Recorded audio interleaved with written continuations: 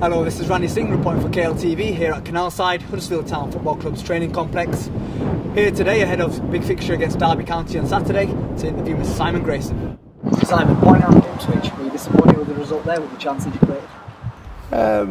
Disappointed that we didn't win the game, but obviously you would have taken that before the game. I think we played well enough to win it.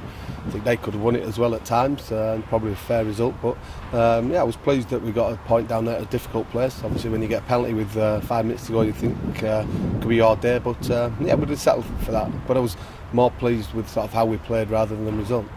What was the emotions like in the dressing room after, with the penalty miss? Look, it's one of them things happen. Varney didn't miss it deliberately. He was brave enough to take it. So like, he was disappointed, and when you're disappointed away from home at a place like Ipswich, then it says something about how your team have played. Recent rumours in regards to Jermain Beckford, a player you worked with in the past before. What do you think a player like his calibre could bring to a club like Huddersfield Town? Well, we're looking for sort of players who are going to make an impact within the team and the squad. Jermain's a player, obviously, as I said, that I've worked with and got the best out of the goals that he scored. But we've not managed to secure him. Obviously, we're trying to improve the squad every day to make sure that we're very competitive.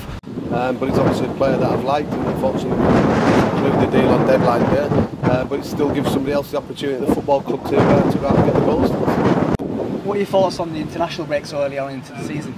I don't mind it, to be fair. I think it gives everybody an opportunity just to take stock and recharge the batteries. I think it come at a good time for us in terms of one or two lads were carrying a few niggles, and they've not missed too many games. So hopefully that break just gives that opportunity to get them ready. And it's given us the opportunity as a staff to sort of take in what we think we need to do better, where we are as a squad, and what we need to do in future. And for the players that didn't go on international duty, have you compensated for, say, the match time that they've missed out on? Well, I think last week the players had a bit of time off for the weekend, but a few of the lads had games against Sheffield United on the Tuesday and Everton on the Thursday, so that was good to gain time for them. They worked hard, the other lads as well. This week we've had our usual Monday, Tuesday, Thursday training sessions, and the lads have all been really bright, and hopefully they can carry that forward into the weekend's games. Speaking of the game on the weekend against Derby, put 5 past Watford, last fixture. What would the emphasis be particularly on? Would it be on the defending side of the game, or would you be looking to finish off your chances? Well, both. I think we've got it's a new game, it's a different game to the Ipswich game. They're playing in a slightly different way.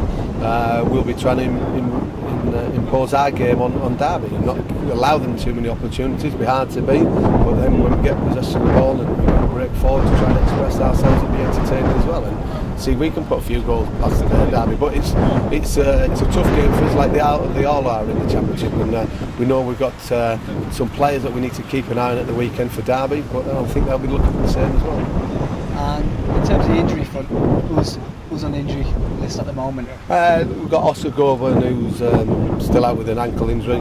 Joe Lynch and Sean Scannell have trained this morning. So again, we'll see where they are tomorrow and whether they're fit enough to be included in the squad on the weekend. And finally, Robinson made a second international camp midweek, and he got man of the match against Serbia.